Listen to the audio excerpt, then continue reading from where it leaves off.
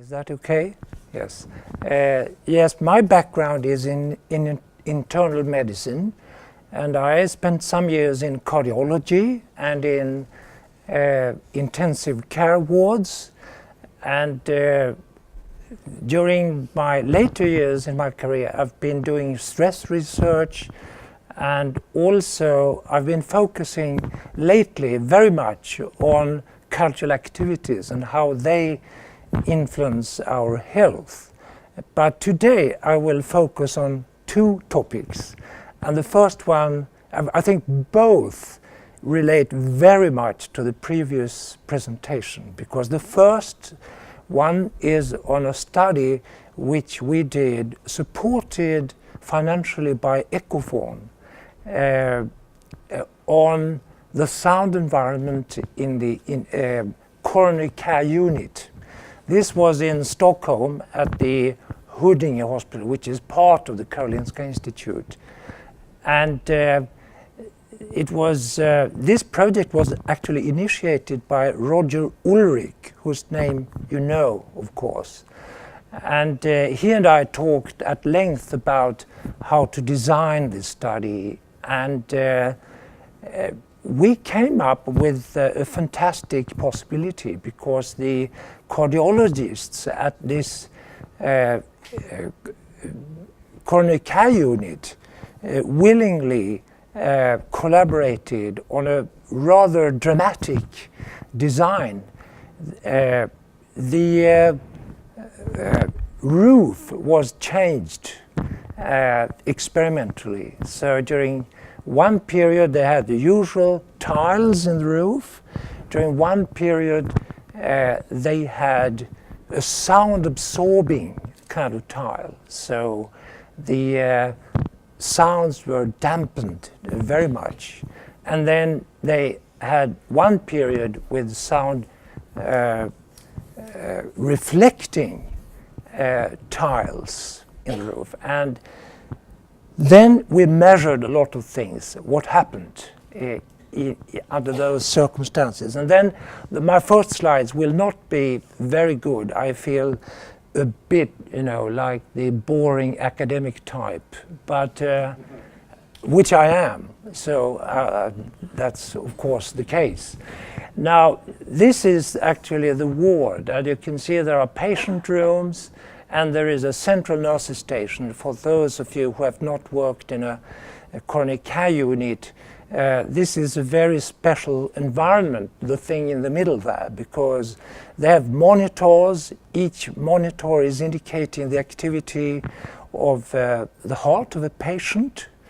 And in the moment that the heart activity is being disturbed, they have to do things. They have to rush in, perhaps they have to do a defibrillation, electric cardioversion, making the heart starting to beat regularly again. Or they might do other things, giving injections, or, well, they are in a hurry. And there are all these sounds. We heard those sounds just some minutes ago. There are beeps, various frequencies. There is a chaotic sound environment also for the personnel, actually. And then, of course, what happens is that in this very confusing sound environment, they also have to give orders to one another. And then if the sound environment disturbs the orders, then they have to repeat the orders, and then there is a mounting tension, because there is confusion caused by all these orders going wrong. So this is a very demanding kind of environment, while they have to make very important decisions regarding death and life. So what we did was we had these three periods: the baseline, sound reflecting, sound absorbing. And then we had the personnel come in they used little short questionnaires indicating how they felt when they started, and then they did the same thing when they finished the shift 8 hours later. So the data we focused on were the changes, which indicate what is the accumulated feeling caused by the environment and the situation they were working in. And then we concentrated on the afternoon shift too, because the afternoon shift is the most confusing one.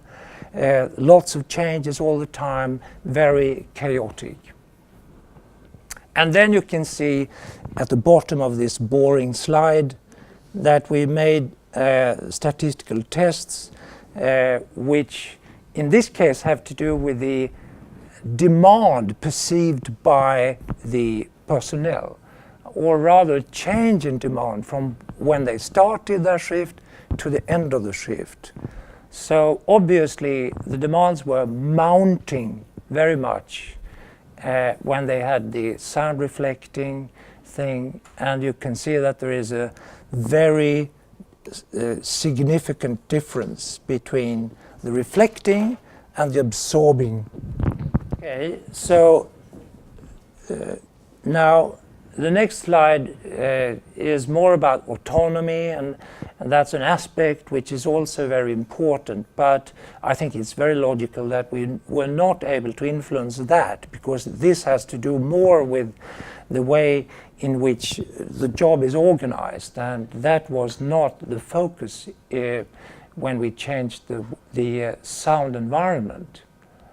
However, the amount of anxiety, sadness, and depression was almost significant, and finally the levels of stress feelings, they were significantly affected.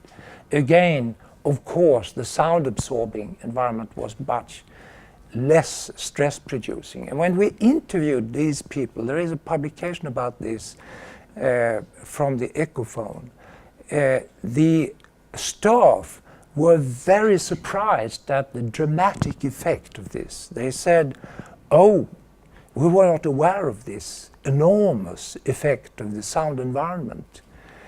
So it did influence, if we used these objective ratings, the level of stress, but it also influenced a lot of things in general in this situation. Irritation, anger, also.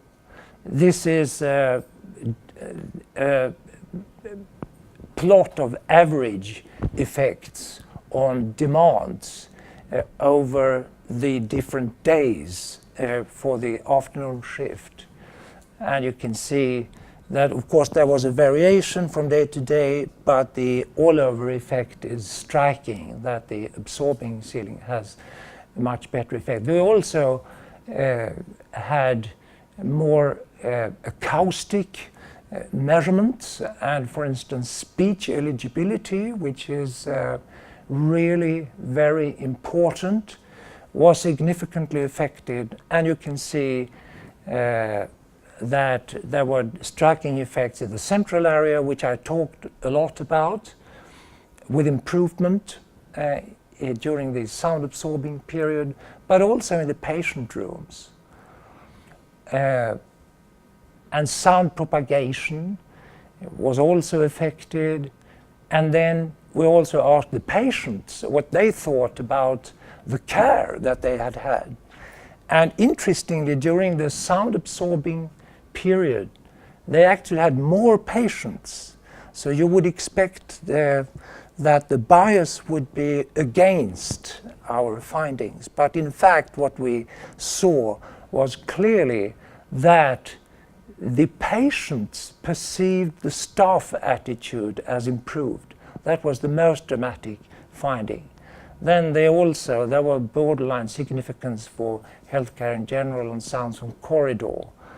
But I think this is very interesting that they perceived the staff attitude as a lot improved during this sound absorbing period,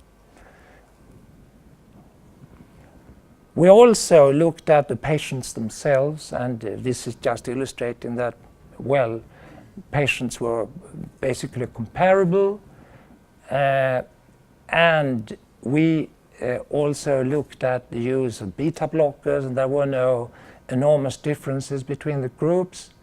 Interestingly, we also had one simple physiological measure, which is the pulse amplitude, and we looked at that during those periods based on data that were collected, and you can see that in the patients who had the worst illness, unstable angina pectoris and acute myocardial infarction, there was a significant difference in the favor of the good sound environment, which means that they had less activation of the catecholamines, for instance, which are the classical acute stress hormones. And that, of course, should have a profound effect on the clinical course as well. Here, this is almost 10 years ago now, but if you want to read the details, they are there. Then I will turn more in general to music listening and the effects of musical listening. And I think that also ties very well with the previous presentation. This is in Swedish, but I think most of you can understand this. As you can see, the environment which we have around us when we listen to music is determining a lot of our reactions, but it's filtered through our individual program. And our individual program is determined to some extent by genetic factors, but also by previous experiences. And for instance, the music that we've been accustomed to previously and the music that is important for us is often music that we've heard in the past. And often when we decide which music to use, we should perhaps do this in communication with the patient. And in some wards where they do these kinds of things, they have little menus which the patients can select from. And of course, this can be developed into various directions. You can also actually compose individualized music for each patient. That's a very advanced thing to do, of course. But previous experiences are important, and there are, of course, cases where patients who have had an anxiety-provoking experience with a particular kind of music, which is calming and very reassuring for most of us, could actually develop acute anxiety because we play this music. And one has to be attentive to these individual phenomena. I could give you lots of examples of this, but it's self-evident, of course, when we start thinking of it. And then, of course, we have reactions, and these reactions are behavioral, psychological, and physiological. And I won't go into any details there, but yes, actually people listen a lot to music these days.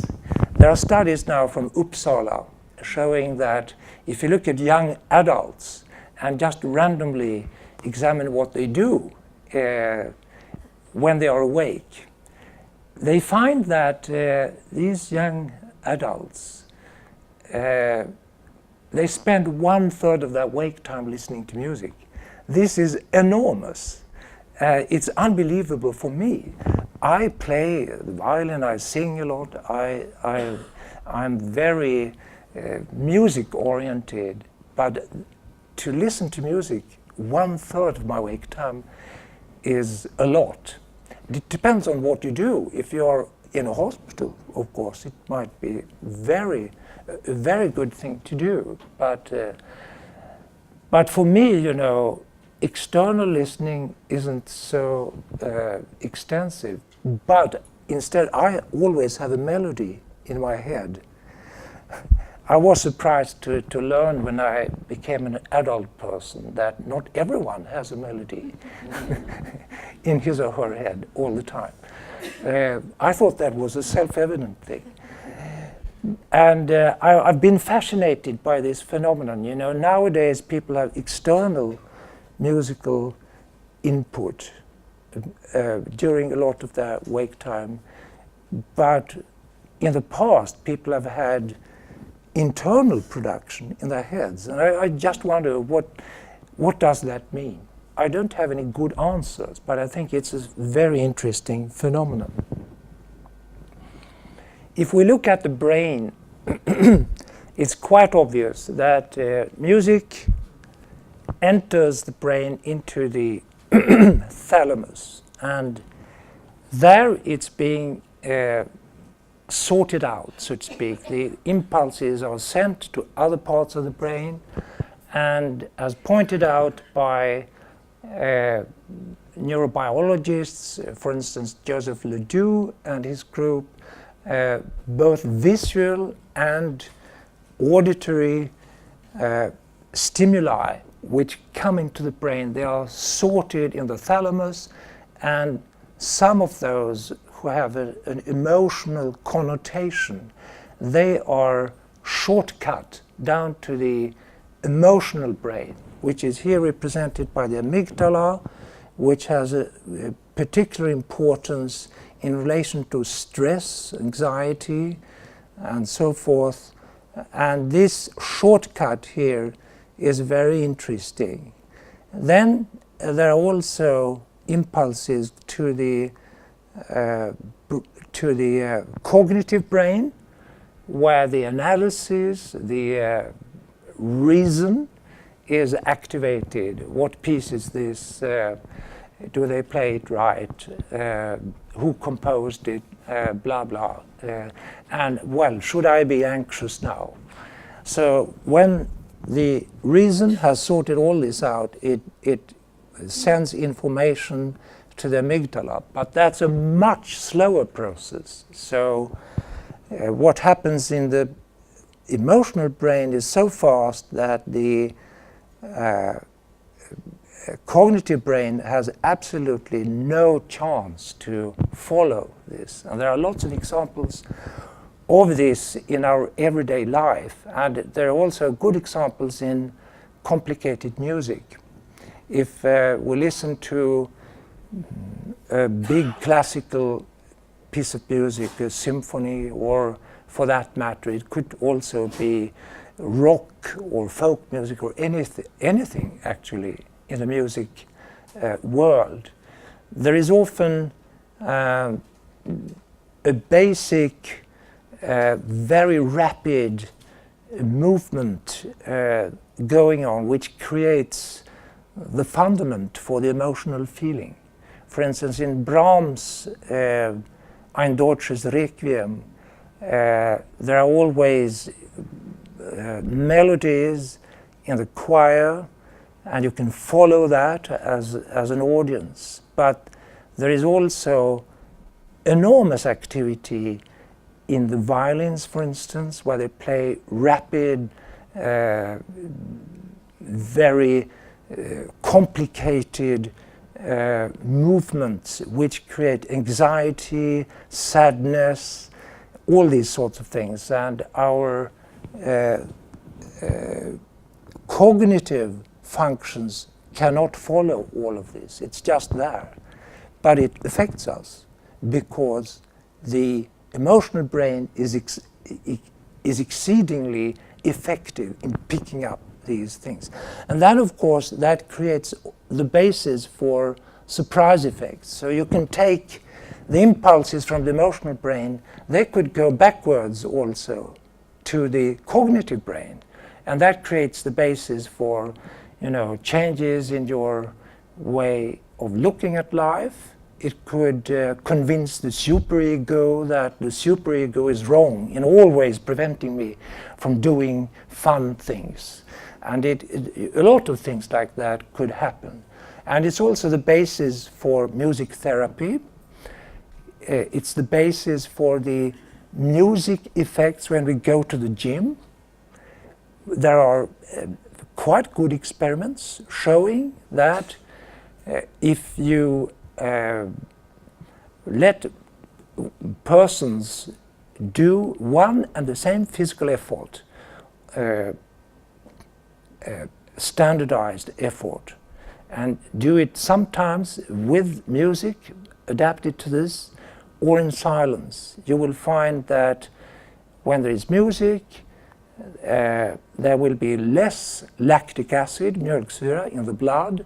There will be less elevation of the heart rate and less perception of effort. And of course, the reason for this is probably that the muscular movements are coordinated much better when you use the music, and that allows you to work more effectively. And of course, people have used that collectively also in mankind's whole history. The music of work, arbetets musik, where you coordinate not only the movements in yourself, you also coordinate your movements with those of others.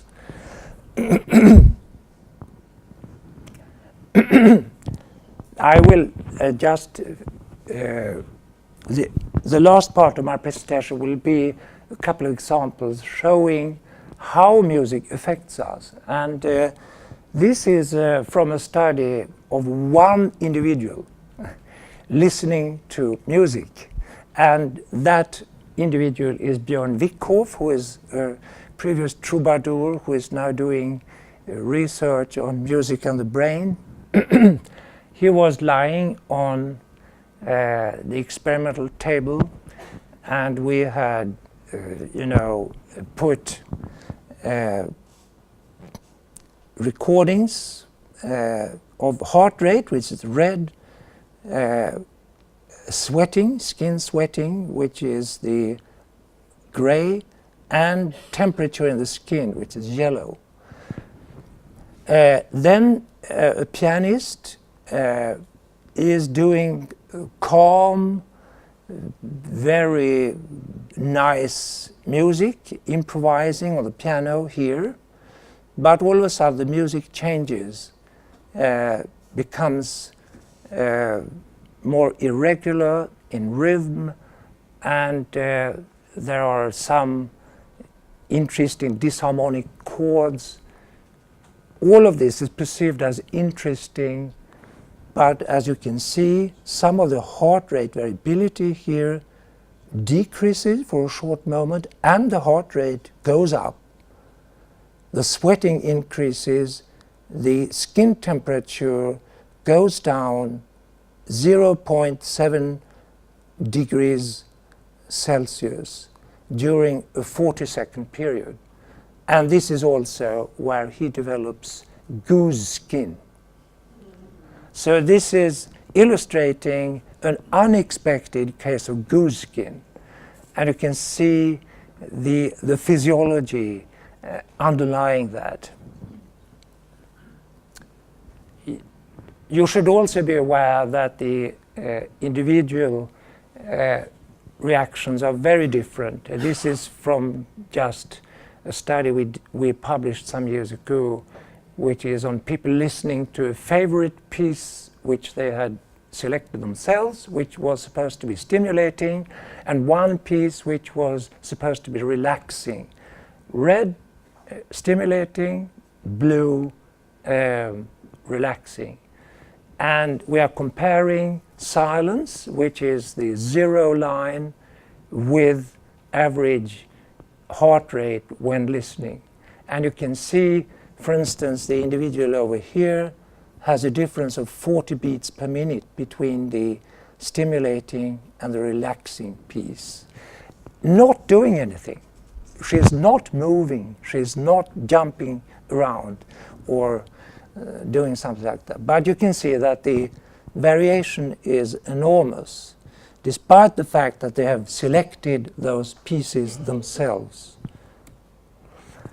This is from a study by Ulrika Nilsson in Örebro, showing people waking up from open heart surgery.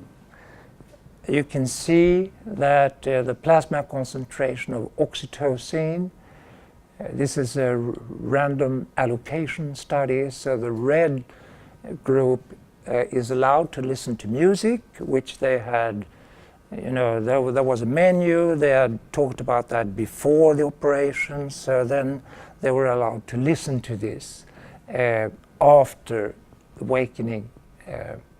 And in the yellow case, no listening. And you can see how oxytocin goes up in the red group and down in the yellow group. And oxytocin has anti-anxiety and anti-pain effects.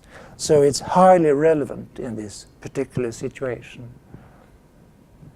There are also studies, where you're looking at what happens in the gastrointestinal system when you listen to noise or nice, slow classical music. You can see that noise stimulates fibrillations in the stomach wall.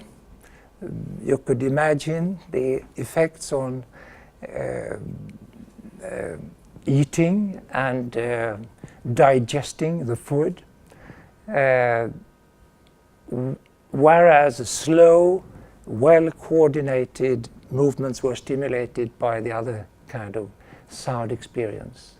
And people have published studies on the use of this in the C-clamp procedure after percutaneous coronary interventions.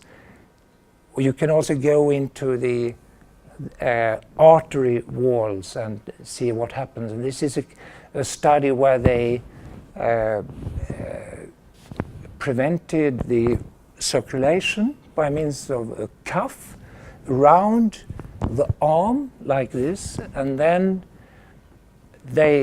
after some time they took away that, and then of course the arm has to recuperate and the circulation has to improve after this. And then they could show that when they played nice, joyful music, you stimulated the circulation so that the recuperation was much faster, whereas when they played anxiety-provoking music, the recuperation took much longer. I'll stop there. And this will be, I think when I've started going into this, I've been struck by the enormous importance of the sound environment. And there is a lot we can do, much more than people have imagined. So, thank you.